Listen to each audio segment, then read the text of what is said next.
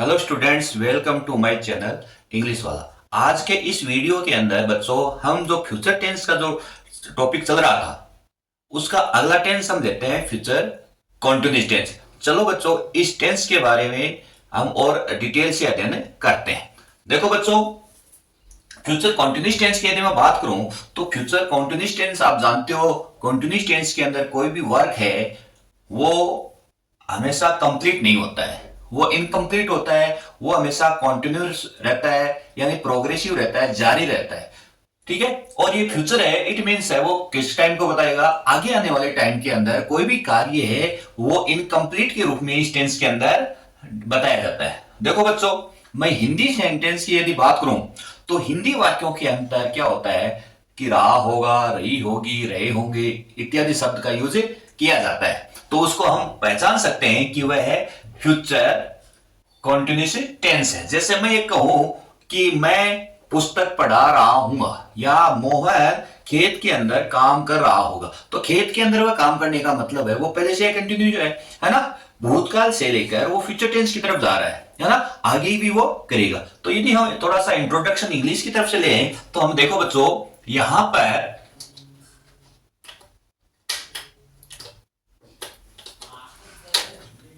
to indicate that some things will occur in the future and continue for an expected length of time। यानी लगातार क्या होता है कि फ्यूचर टेंस के अंदर कोई भी घटना है, कुछ भी कार्य है, वो इंडिकेशन के रूप में यदि बताया जाए और वो लगातार क्या है कि continue for an expected length of time, एक समय पीरियड के अकॉर्डिंग है, वो उस समय के अकॉर्डिंग है वो जारी रहे। जैसे हम इस एग्जांपल के रूप में आगे हम देखेंगे। बच्चों, इस टेंस की यदि मैं बात करूं हेल्पिंग वर्ब, देखो हेल्पिंग वर्ब क्या होती है, इस टेंस के अंदर सेल बी और विल बी होती है। जो फ्यूचर इंडेफिनिट के टेंस के अंदर सेल और विल आते थे और कॉन्टिन्यूस टेंस के अंदर बी का यूज करते हैं। और आप अच्छे से जानते हो बच्चों, जो फर्स्ट पर्सन होता है आई और वी के साथ में सेल का यूज होता है और अदर्स के साथ में विल बी का यूज होता है। और मेन वर्ब की यदि बात करें तो कॉन्टिन्यूस टेंस के अंदर हमेशा वर्ब की फर्स्ट फॉर्म के साथ में आईएनजी का यूज होता है। जैसे यदि मैं आपको एक एग्जांपल के रूप में ये कहूं कि किसान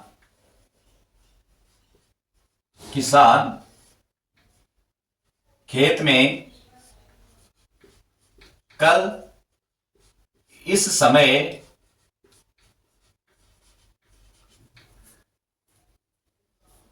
हल जोत रहे होंगे, हल जोत रहे होंगे।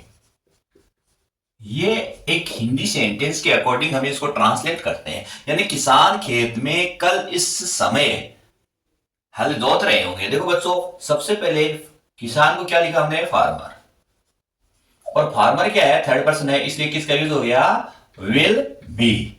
विल बी हो गया तो हल जोतने का हम बोलते हैं प्लाउ, और प्लाउ के साथ में किसका यूज हो गया, आईएनजी, तो प्लाउइंग है। The farmer will be ploughing, कहां, इन द फील्ड,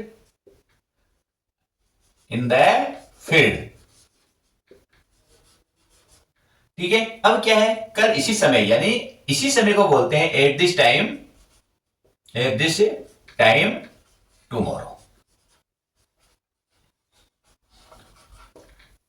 अब यदि बच्चों इस सेंटेंस को यदि आप नेगेटिव बनाते हो, है ना, तो किसान खेत में कल इस समय हल नहीं जोत रहा होगा, तो बच्चों नेगेटिव में यहां क्या होगा कि विल के बाद में किसका यूज हो जाएगा, नॉट का यूज हो जाएगा। और यदि आप इंटेरोगेटिव इसको बनाते हो तो इंटेरोगेटिव में क्या होगा कि विल है वो कहां आ जाएगा, विल का यूज है वो पहले हो जाएगा, क्या हो जाएगा, पहले। तो विल फार्मर आगे बी आ जाएगा, फिर प्लाउइंग इन द फील्ड। ये जो रेस्ट सेंटेंस आ जाएगा, आगे क्या आ जाएगा, interrogative marks.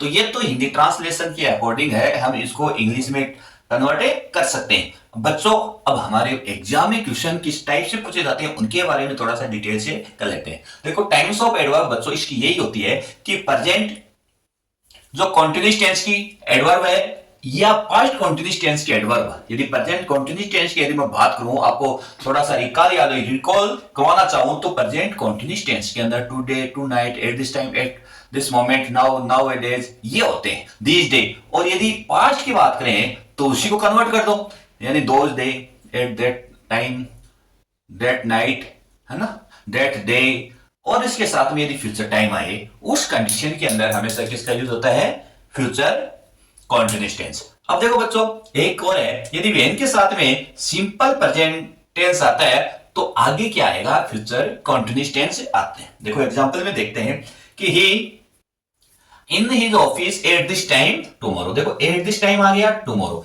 Eight this time किसको बता रहा है, प्रेजेंट कॉन्टिन्यूअस टेंस को, और यहां क्या आ गया, ये फ्यूचर टेंस आ गया। तो इस टाइप से ये क्या बन गया, फ्यूचर कॉन्टिन्यूअस टेंस। तो ही यहां थर्ड पर्सन है, इसलिए बच्चों क्या आ गया, विल बी। और वर्क क्या है, वर्क, तो वर्क के क्या लगेगा, आईएनजी, वर्किंग। क्लियर। अब देखो when the teacher इंटर्स the classroom, देखो व्हेन से स्टार्ट हुआ है और यहां क्या आ गया, इंटर्स, तो आगे वाले ब्लैंक्स के अंदर क्या आएगा, फ्यूचर कॉन्टिन्यूअस टेंस। तो यहां स्टूडेंट्स है वो थर्ड पर्सन है, इसलिए किसका यूज हो गया, विल बी। और आगे रीड का क्या हो गया, रीडिंग। रीड का क्या हो गया, रीडिंग।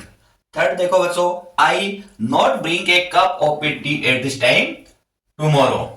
ठीक है, ये सेंटेंस कैसा है, नेगेटिव है, और नेगेटिव होने के कारण यहां देखो टुमारो आ गया एट प्रेजेंट टाइम, यानी ये इस टाइप से ये दोनों एडवर्ब एक साथ में आ गए, तो एक प्रेजेंट की आ गई या पास्ट की आ गई और एक फ्यूचर टाइम आ गया, तो फ्यूचर कॉन्टिन्यूअस टेंस हो गया। तो यहां आई के लिए किसका यूज हो गया, सेड, और ये नेगेटिव है तो यहां किसका यूज हो गया, नॉट बी ब्रिंगिंग।